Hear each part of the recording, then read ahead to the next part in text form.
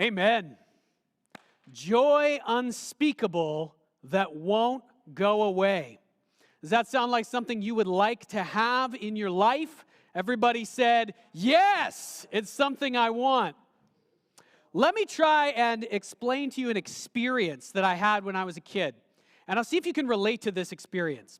All right, so when I was a kid, I didn't live with my dad most of the time. He lived pretty far away, about 5 hours from where I lived. And so I only saw him. There were periods where I didn't actually see him even for a whole year. And most of the time, normally, I would only see him once a year, usually in the summer. So imagine this. I'm spending most of my year without my dad, but when I was very little, I'd spent all my time with him. And so I thought about him very, very often. In fact, many of the years when I was growing up, I think I thought about my dad every single day. And he was kind of built up into this larger-than-life figure in my mind. He could do no wrong. He was amazing. If only I could be with him, my life would be so great. I would think about all the things he could help me with, that he could do with me. And so there was this one part of my life, which was most of the time, where I was thinking about my dad, but I wasn't actually with my dad. So he was just a person to me. I wasn't present with him. He was a person in my mind, a person I was thinking about, but I wasn't with. And then I would go to his house for the summer. And I remember the distinct experience. I want you to see if you have an experience like this you can relate to. The distinct experience would be when he picked me up. I would usually fly to his house. He would pick me up from the airport. It would be really, really hot outside, so probably 30, 35 degrees, something like that. And so it's really hot. His car was always very dirty, so you got this grease and dust smell, and my skin is sticking to the vinyl of the car seat. You know that feeling in the car, no air conditioning? And it might seem like that's a bad experience, except those same memories still bring back this feeling, the feeling of being present with my dad. And it wasn't that anything huge had changed, nothing visible had changed, but instead of just thinking about this person, I was with him. He was present with me. And that is a totally different experience. What I felt in those moments was a kind of joy unspeakable that won't go away. Just having him with me. Here's the guy. I've been thinking about him all year, and here he is, the real person. I don't know how to get at that experience. I don't know how to express it in words other than to say, do you have an experience kind of like that? An experience of thinking about someone or knowing about someone and then coming into the presence of that person and how dramatically different that was. For me, what that did is when I was around my dad, I felt like I could do anything. I felt like things are right now. I felt like the problems that I had and some social anxieties that I had, they just melted away. Just in the presence of this person. Now, my dad's not a perfect person. Actually, I was viewing him as much better than he really was at that time, especially in real life. We're all messed up people. But what I want to use this experience to get at is that kind of thing where you go from knowing about someone to being in their presence. You can have that kind of an experience with God. You can have that kind of an experience with the God who created the universe and made you. I was talking with a friend of mine a couple of weeks ago, and this is a person who's just in the last year or so been moving closer to God and learning more about him.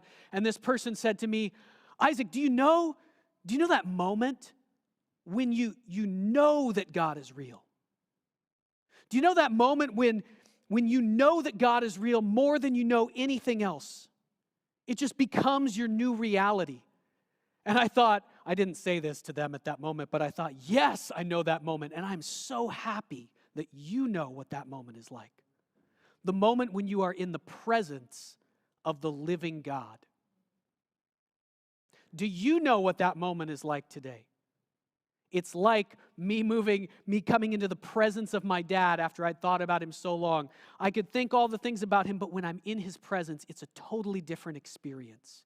It changes me in ways I couldn't have known ahead of time. We're in a series of messages right now on the book of Daniel. This series is called Not Home Yet. We're looking at the book of Daniel right now, and soon we'll be looking at the book of 1 Peter and then 2 Peter later. We're going to go back and forth between Daniel, which is part of the Old Testament, and 1 and 2 Peter, which are part of the New Testament. We're looking at Peter's life and Daniel's life, and these were men who recognized deeply that the world they were living in, the place that they were living in, was not their true home. They were waiting for something to be fulfilled, waiting to be in the full presence of the God who they served. And so we're going to learn from these guys things that we can apply to our lives right now as we wait for many things. Wait for COVID to change, but even more than that, wait for our true home. Because the truth is that this life can never fully satisfy us. If we look for our satisfaction in this life, we will always, not sometimes, always be disappointed. And so we want to avoid that. We want to not put our hope in this life. This series of messages, the subtitle is this, Study, Never Give Up, and the End.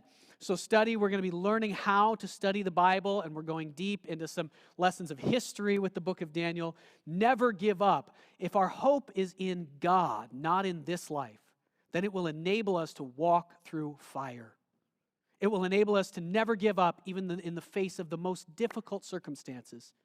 And the end. What is that hope that we're looking forward to? When's it going to come? Daniel has a lot to say about that later on in the book, and we'll get there. So the message for today is entitled, God is Alive. And so in ancient Israel, the Hebrews, the Israelites, had this expression that they used to talk about God, the one true God that they worshiped, and to distinguish him from all the other gods that the nations worshiped. And the expression that they had, they said, our God is the living God. What did they mean by that? They meant that all the other gods, they're not alive. They're just idols. They were just statues that people put up, and they weren't real. They were nothing. Our God is the true God, the living God. What does that mean? He's alive. He's active. He does things. Our God is a person, and you can live and experience his presence. Just like I experienced the presence of my dad when he would pick me up, you can experience the presence of the one true God because he's alive. We're going to see today in Daniel's life how that played out and what that did for him, what that enabled him to do.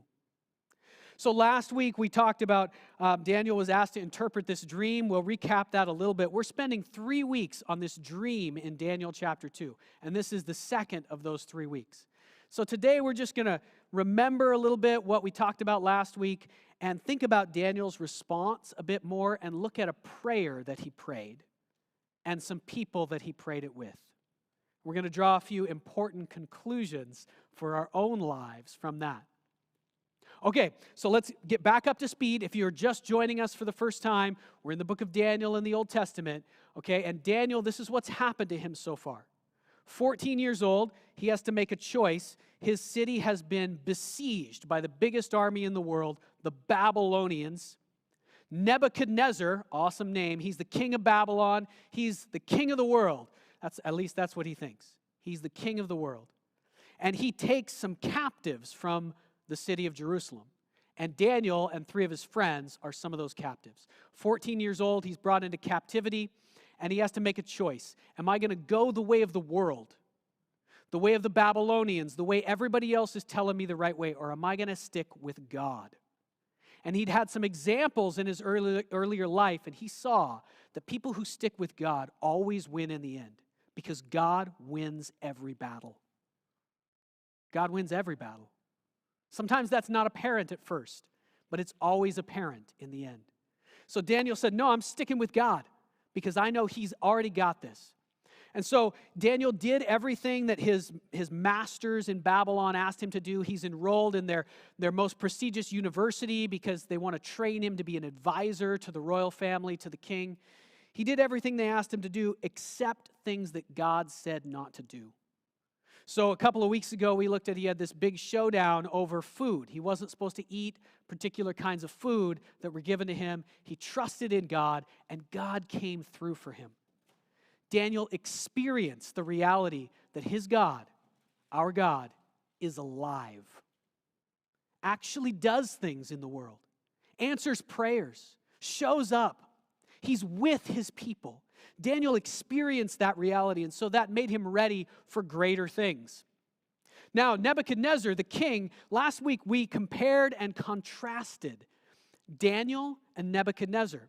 Daniel is finding out more and more that his way of life, the way of life of following the living God, it's a way that can be relied on.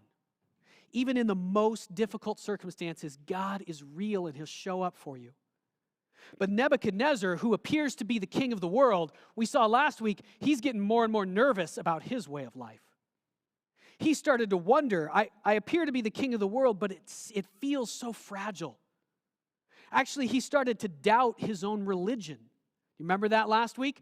He's got all these priests around him that they called the magicians and the astrologers and the enchanters who are part of his palace.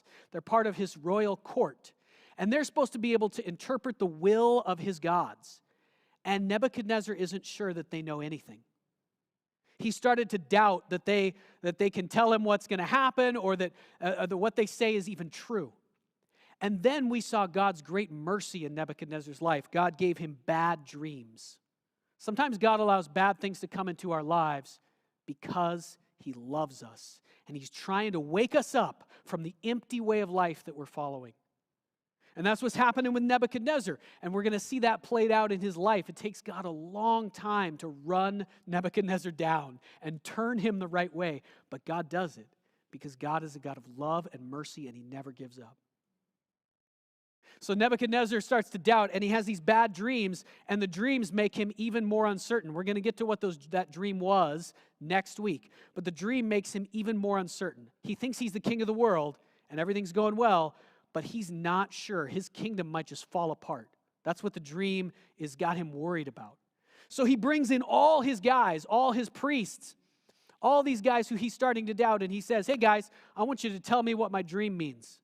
But first, to prove that you guys actually know something and you have power from the gods, I want you to tell me what my dream was without me telling you.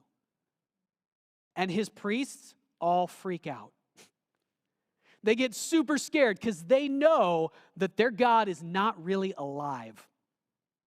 They know that their God can't do things in the world. The gods, they say, don't just come down and talk to people and tell us things. That's not how it works. And Nebuchadnezzar is like, are you kidding me? All my life, you guys have been telling me that this Marduk that we serve, this idol, is the real God. And now you're telling me you can't even tell me what my dream was? He says, I'm going to kill all of you. That's it. This is how the Babylonian kings dealt with things. You just kill a lot of people. So he says, he gets really mad, Nebuchadnezzar does. He says, all right, kill everybody. Kill all of the astrologers, all the priests, all the magicians, and in fact, kill all the advisors to the royal court. I'm sick of all of them. They know nothing. And at this point, Daniel comes into the equation. You remember that from last week? So this is what happened. Daniel was one of the advisors, and so were his three friends. They had been appointed advisors to the king. So when this order goes out, now Daniel and his friends are under an execution order. And we saw last week that Daniel is amazing under fire. When this order comes through, Daniel is not afraid. Instead of freaking out like all the other magicians, I imagine, the Bible doesn't say it, but I imagine that all these priests in the royal court were at this point trying to flee the city of Babylon. They were wealthy. They had a lot of contacts and resources. They were probably getting everything they could and trying to hightail it out of town because the commander of the army has been sent into the city to round them up and execute them. And here's what Daniel does. We saw this last week. Daniel goes and finds the commander. This is amazing. He's at this point maybe 15, 16 years old. He hears about an awful disaster that's coming into his life. He's under an order of execution. Could you imagine this doesn't happen in Canada, praise God, but imagine your government had ordered your own execution and the police were on their way to your house. Would you go on your own and go find the chief of police to talk to him? Maybe you would. Daniel trusted. See, Daniel was excited because he trusted that his God was actually alive. Daniel, in that moment when that disaster comes into his life, and this is going to be our first point for today, that disaster comes into his life, he's under an execution order. Daniel still trusted in his way of life, which was simply this: I'm not going to live for myself, I'm going to serve my God all the time. Whatever happens in my life, I know that God is there and God doesn't change. God is the same yesterday, He's the same today, He's going to be the same tomorrow. He loves me. I'm just going to keep on serving Him and I'm not going to freak out. So when this execution order arrives, Daniel doesn't get all excited. He doesn't freak out. He says, you know what? I remember God is the same now as He was before I heard about this terrible tragedy. That's our first point for today, is this: when disaster strikes, which is what happens to Daniel, remember that God doesn't change. When that thing comes into your life, now for us, it's probably going to be something smaller than what happened to Daniel. I hope it is. When that disaster comes into your life, remember that God doesn't change. He's still faithful. He still loves you. He is still in control of the world. And all you have to do, you don't have to fix the disaster. That's not what we're called to do. In fact, we don't have the power to do that most of the time. We should do whatever we can to help, and we see Daniel doing that. But all we do is put our very best effort into serving God in any situation. And then we trust that He's going to make things turn out the right way. And that's how we operate when things are good, and that's how we operate when disaster strikes. And Daniel is following that way of life, so he's unshaken. He's had these experiences where he's seen God answer prayer, and so he thinks to himself, okay, I think maybe God could actually do something huge here. I at least know that my God is alive, and he might. He might do something amazing to change this situation. So he runs out and he intercepts the chief of police, the commander of the army. And he says, hey, now it doesn't say it quite like this, I'm going to paraphrase, but he comes with this attitude to that commander. Arioch is his name. 16-year-old kid walks up to the executioner and says, you know what? If we need to serve the king by being executed, that's cool. That's what we'll do. We're not going to run. But why did the king issue such a harsh order? Arioch tells him, well, look, nobody can interpret the king's dream. Nobody can tell him what it is. So he said, just kill them all. Kill all the advisors. Daniel says, you know what? Can you send word to the king? Because my God is alive and He can do it. If God wants the king to know what this dream is and what it means, then He's going to He's going to tell me what that dream is. Give me an appointment with the king. Give me an appointment, and I'll tell him what his dream is. That's astonishing. Next, we're going to read a couple sections of Scripture today, the next parts of the story. This is Daniel 2:17 to 18. We're going to see what happens next. Daniel starts off by remembering that God doesn't change. God is still faithful even though disaster strikes. And now watch what he does next. He's asked for an appointment with the king of the world, the king of the known world, who is ruthless and has just ordered the execution of everybody in his court. This king is an expert in torture. Daniel, there are worse things than just being executed that could happen to Daniel. The Babylonians were expert at torturing people to death. This commander was just going to chop his head off. The king could do much worse. But here's what Daniel does next. He knows that he can't handle this on his own. I'm a 16-year-old kid, right? I'm trying to follow God, but I'm going to need some help. So here's what Daniel does. Daniel went to his house, and he made the matter known to Hananiah, Mishael, and Azariah, his companions. And he told them to seek mercy from the God of heaven concerning this mystery. so that Daniel and his companions might not be destroyed with the rest of the wise men from Babylon. Just pause right there. Leave that verse on the screen for a minute. This is so key for us because so often we try to fight the battle on our own. Look at what Daniel does here. Daniel is a pillar of faith in the Bible. I've said two things. One, we're trying to remember that he's a 16-year-old kid at this point. There's no reason he should be able to, he's not some great hero or something like that. He's just a regular person who's decided to follow God, and he's been placed in extraordinary circumstances. But from our perspective, we might think Daniel is this great hero of faith. There's a whole book of the Bible about him. Later prophets talk about him. Jesus talks about him. He's this amazing guy. Everyone needs other people. Daniel was able on his own to remember that God doesn't change. He was able to take a step of faith and obedience to God. But now the very first thing that he does is not just go off into prayer on his own, not just try to fix the situation on his own, but he goes and he gets his friends because he knows that he cannot handle this on his own. I'm just a person. I'm just 16-year-old Daniel. I cannot handle this. I need my community group. I need my small group. I need to reach out to other people around me to support me and help me. And listen, if you've made it back onto the live stream after our little hiccup earlier and you're here with us or you're watching this later, some of you listening to this right now are not doing what Daniel did here. When disaster strikes you, you're isolating yourself. You're coming up with a whole bunch of reasons that you shouldn't reach out to other people. Now, it says that they're his friends here. It's said that a number of times. But I want you to go into it an imagination experiment with me for a minute. There are lots of excuses Daniel could have made for not reaching out to his friends. Think about it. You got 4 teenage boys living in a house together. They're basically in college. Imagine that kind of situation. If you went to university on campus and lived with some other people in your dorm room, you probably had a situation very similar to Daniel. I had that situation.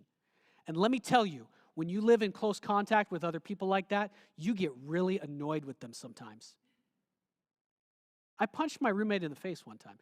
It was an accident, actually. We were in karate, okay? There's some situations here. But I did, and I drew blood. I felt terrible, but I think it was partly because I was angry at him. There was a point where I got so mad at my roommate in my first year in university, that I couldn't stand the sound of him breathing. He would lay in the other bed across the room from me, and I would hear him breathe, and why is he so annoying? Okay, because people are not perfect. People are messed up. And there could have been a million excuses that Daniel could have come up with for not reaching out to his friends. I got to do this thing on my own. My friends, they don't even pray very often. Or my friends, man, Hananiah, he doesn't even care about me. The other day when I cooked dinner, he didn't even say thank you. He left his dishes all over the counter. And I'm just so sick of Mishael, right? Like he always makes a mess in the living room. And I mean, there could have been, think of all the things. You're stuck, a lot of us right now, just with our household, right? What are your things? Man, Azariah, he is so loud when I'm trying to sleep.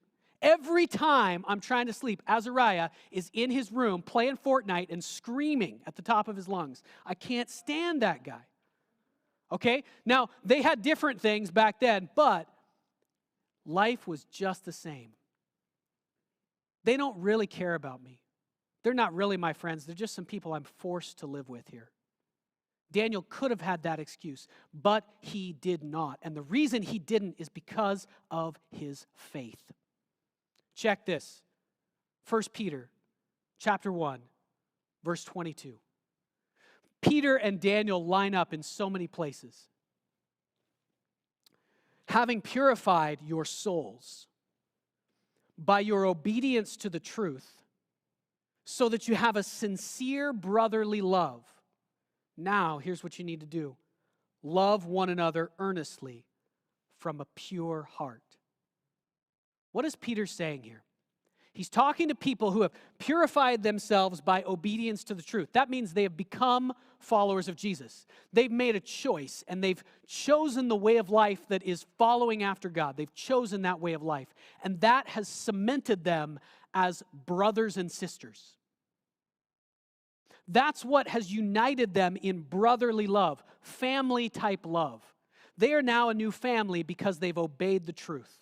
Okay? So this is the same thing that happened to Daniel and his friends. Think about this for a minute. They were taken to Babylon, the four of them.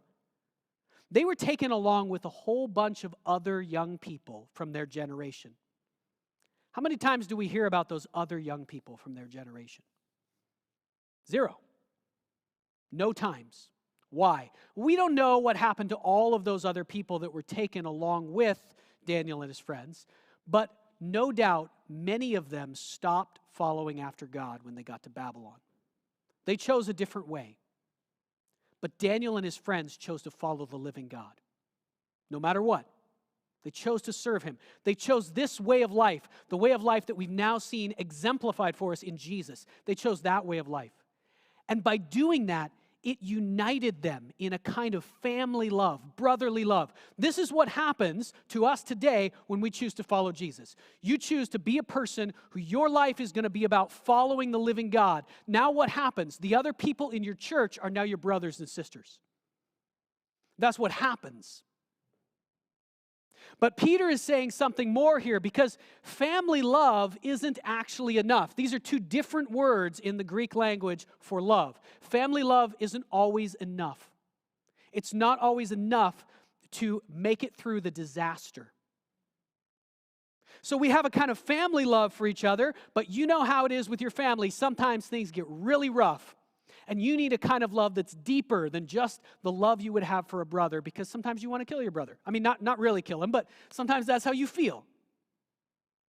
You need a kind of love that's deeper. And what's being said here is, now that you've entered into this relationship with God, you've been united as brothers because of it. It's your faith that unites you together. Now, by God's power, love each other with agape love. That's the word in Greek. And agape love is self-sacrificial love. Love that other person.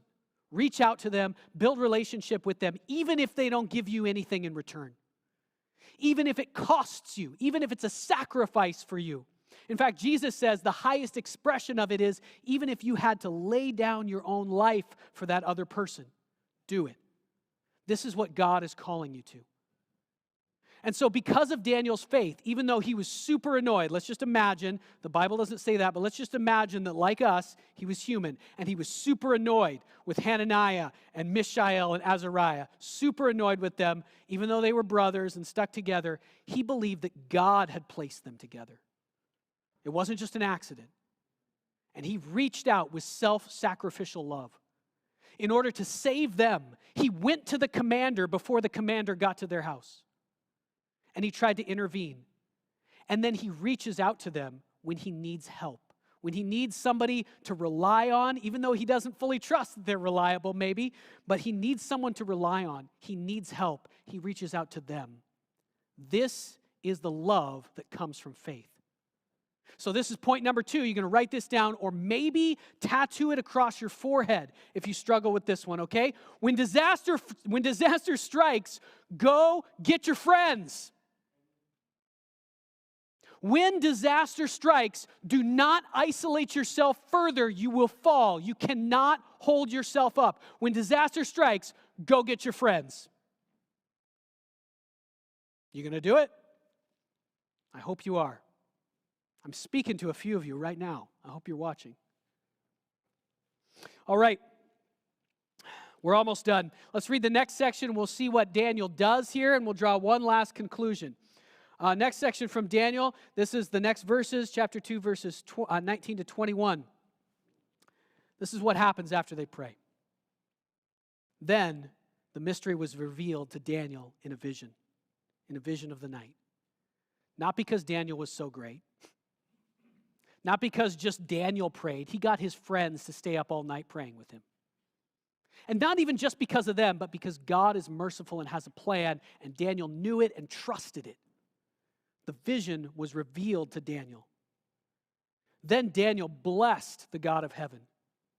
You see, now he's having an experience once again, just like me, knowing about my dad and then coming into his presence, and that's totally different. Daniel watches God show up. He doesn't know yet. Okay, you got to realize at this point, he hasn't tested this vision. He has a vision of what Nebuchadnezzar's dream was, but he hasn't yet gone and asked Nebuchadnezzar if he got it right. Could you imagine if he went in and told Nebuchadnezzar's dream and Nebuchadnezzar was like, nope, that's not it. Now you're dead. But Daniel knows that that's not the case because he is in the presence of the living God. There is zero question. You know that moment when you know that God is real? Not just you think, you know it. You know it more than you know anything else. Do you know that moment? That moment is possible if you reach out to God and you seek him with all your heart. If you've never experienced that moment, go after him. Daniel's having that moment right here. There's no question in his mind. When he goes, we'll see next week, when he goes to Nebuchadnezzar, he doesn't say, hey, Nebuchadnezzar, is this right? Is this the dream? He says, Nebuchadnezzar, here's your dream. The God of heaven who is alive revealed it to me. Daniel blessed the God of heaven. Daniel answered, he prayed and he said, blessed be the name of God forever and ever. To him belong wisdom and might. He changes times and seasons. He removes kings and sets up kings. He gives wisdom to the wise and knowledge to those who have understanding. Next, he reveals the deep and hidden things. He knows what's in the darkness, and the light dwells with him. To you, O God of my fathers, I give thanks and praise, for you have given me wisdom and might, and have made known to me what we asked of you. For you have made known to us the dream of the king. Now, as I looked over this prayer, there's a lot of stuff going on in this prayer. He's talking about how God knows everything. He's talking about how God is sovereign, how God's really the one who's in control. These kings in the world, great rulers and successful people, think that they do it all by their own strength, but they don't. It's all by the will of God. Even this great king Nebuchadnezzar, who thinks he's king of the world, he only rules under God's authority. And he doesn't know it. That's what the whole book, the whole first half of the book is about, is God teaching that to him. So there's a lot of different subjects going on within this prayer, and Daniel is praising God. But here's what they all have in common. Daniel is saying this again and again. He's saying, God, you do stuff. You're the God who shows up. You're the God who's real. You're the God who is alive. Our God, I praise you, God, because you are the one God out of all these made-up gods in the world. You are the one who's actually real.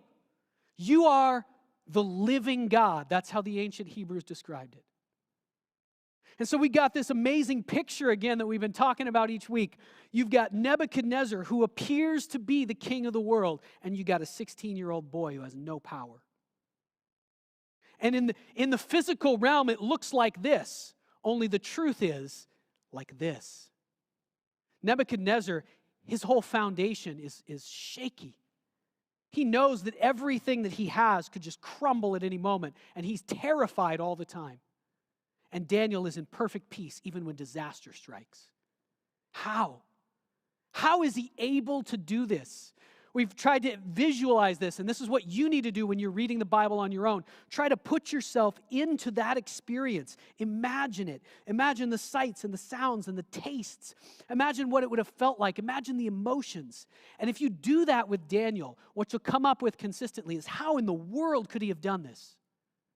How in the world could a 16-year-old kid, how in the world could he have the royal executioner onto the way to his house and he's not scared, or at least he's not so scared that he runs. He runs to the executioner. How in the world is he bold enough to say, bring me to the king, I'll tell him what his dream is. I'll tell him something that no one can do. Here's how he does it. Daniel knows that his God is alive. Daniel has had that moment repeatedly. And he knows, more than he knows anything else, more than he knows even who he is or that he exists, he knows that God is real. He is alive. So your last point you can write down is this. When disaster strikes, celebrate, because God is alive. Daniel praises God. He throws himself into worship of this one true God because God is alive. And through that, he is given the strength that we're going to see next week. The strength to walk in front of the king of the world who has power to torture him, kill him, anything in the physical realm. And be as bold as you have ever seen anyone be. As bold as Jesus in that moment, Daniel is. And he saves all the wise men, all these priests of this God that doesn't even exist. Daniel saves them all by the power of his God who is alive. So the question each week in this series is, are you on the path of Daniel? Are you following that empty way of life that's represented by Nebuchadnezzar, or are you actually on the path of Daniel? If you've been on the path of following the way of the world that everybody goes, get rid of it. Start to doubt it. Can't you feel sometimes how shaky it is? How temporary it is? Trust those doubts. The way of this world is not safe. Go the way of Daniel. Get on his path. Put your trust in God and take steps of obedience. Start listening to God. We've seen Daniel listening for God. He reads the word of God consistently, and he trusts that God is going to speak to him through it, and God does. He trusts when he has recurring thoughts and convictions about what he should or shouldn't do. He trusts that God is speaking to him, and he takes steps of obedience. He remembers that God doesn't change, even when disaster strikes. Daniel remembers. He remembers that God doesn't change. He remembers that when disaster strikes, he needs to go get his friends. He can't do this on his own, but God has put these people with him to build him up. And he trusts that, so even when they're super annoying, he reaches out to them. And he remembers above all that there is never hopelessness in this life. Nothing is ever hopeless because God is alive. Let's pray, and we'll continue in worship. Our Father in heaven,